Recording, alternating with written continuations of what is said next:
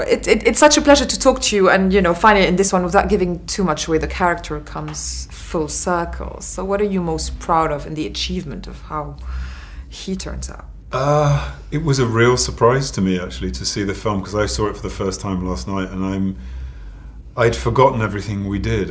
I'd forgotten how experimental we were with the character, and Peter's kept the character really intact and has given him so much clarity, and the great material I was given with that screenplay. And I love it when Pete goes into the abstract, when he takes Thorin to the bottom of the pit of despair, of the sort of disease of his mind. It goes into a very abstract place.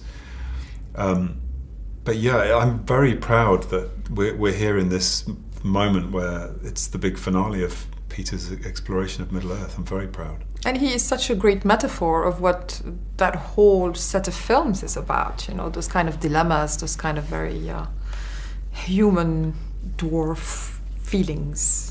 You're right, and it runs through all 6 films, this idea that, a man or a being with a good heart that treads a treacherous path and is ultimately taken back to, his redemption through the eyes and the heart of a good man, the Hobbit. And I think Tolkien is really, it's what he believes in himself, or he's aspiring to. I think he's writing himself as Bilbo, that through his experiences of war, that human spirit is the thing that endures, and that going home is one's greatest desire, and that hearth and home is the place where you find your peace. And that's what Thorin sort of says to Bilbo in those last moments. It was a very physically challenging aspect of the role in this one as well. I guess all the more, right? Can you tell us a little bit about what you had to train for? I was exhausted at the time of shooting it. But watching it, I was even more exhausted. But I understand what Peter was doing. He was pushing me to the point of me being on my knees, because he wanted the character to be spent. The true representation of what war looks like and what it takes to fight in single-handed combat was something that he was really pushing towards it in the film, and I'm very proud of it. Absolutely. So you should be.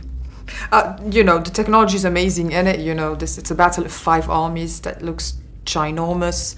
Obviously, it wasn't like that always on set. So how proud are you of the technological, achievements, and how did it modify the acting exercise for you? I'm astonished, when I see some of those shots and I see the amount of work that it's taken to create what was never there. There was so little of.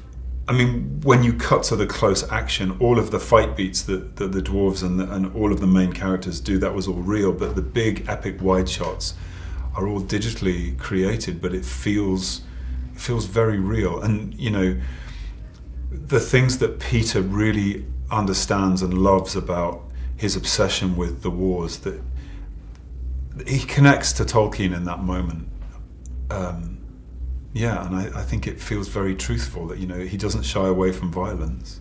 Yeah, no, absolutely. He just shows it as it is. And I think it's extraordinary how now they will link, the 6 films will link together in such a seamless way. Did you get obsessed with all of it, like all 6 movies? Do you get into it? Yeah, I was very familiar with the Lord of the Rings trilogy on screen, but also the book. And I did rewatch those films before I went to film. But I didn't watch them during filming. But having Peter there all the time, he has like a lifeline to them. It feels like he has lived and breathed the work that he does, because he can reference any moment in any film at any time. So he's a sort of an encyclopedia of his own work and Tolkien. And with Philippa and Fran equally immersed in that world, it was a real privilege to have that. The fans wanted to know and wanted me to ask you if there's ever a boring moment on a shoot like that, which obviously made me smile.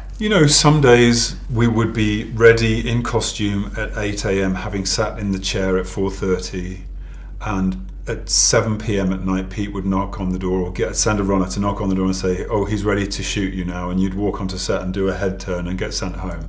that could probably be described as a boring day. But I found so many things to keep myself occupied. There was always something new to read or a piece of music to listen to, just to keep myself in my head. And there was always new script coming in, so you could plan what was going to come next. So very few boring days. Yeah, absolutely. And then you have always the opportunity to get interested in anyone else's storyline. And because all of you guys, hung out together all the time, did that happen a lot? Yeah, on some of those boring days, Dwalin and I played ping pong in the hangar. So we kept ourselves very busy. And Stephen Hunter and Jimmy Nesbitt were constant sources of fun and amusement. So it was great to have that camaraderie.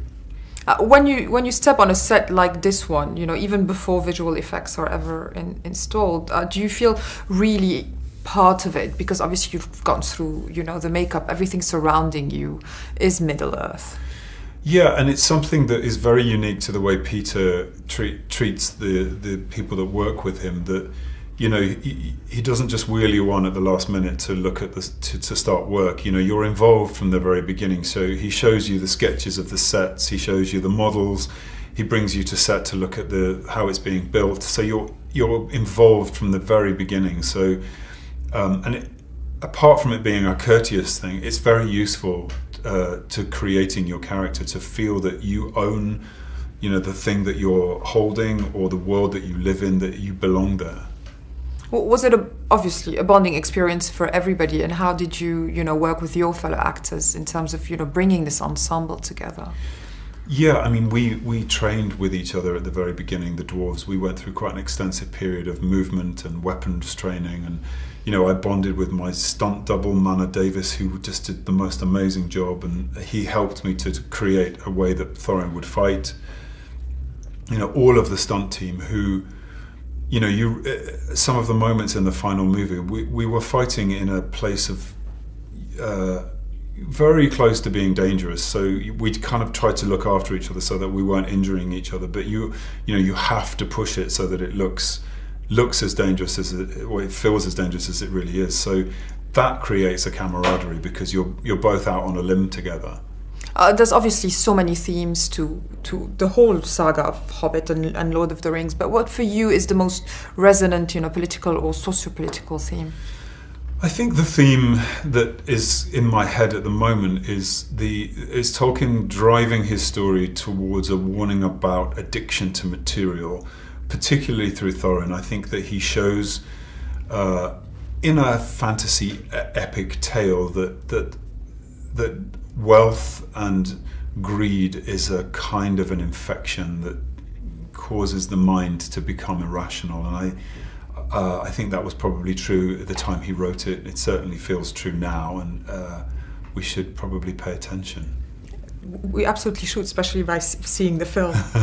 What will you remember as being the most challenging moment for you? I mean, of course, there were so many exciting ones. I think the most challenging moment, and it was the final standoff between Thorin and Azog. I thought I was physically ready, and the first few days I was great, but then it was just so exhausting, and I was doing all sorts of things to try and keep my energy up, and I would throw up between takes and try and, sometimes my legs wouldn't hold me up, but as much as that was challenging, when you see it on film, it's exactly as it should look. It looks very poignant, actually, and we don't want to give anything away, but yes, it's very well done. And finally, have you ever kept any prop from the film, or would you have liked to, and which one would it be? I was so lucky. I was gifted a sword and the oaken shield, and the map and the key, which to me were very, very personal, because I carried the map with me as a personal prop every day. It was always inside of my costume, and it's got my fingerprints on it. So sometimes if I had dirty hands or bloody hands, you can see little bloody fingerprints on the map. So that to me is a very precious piece of prop.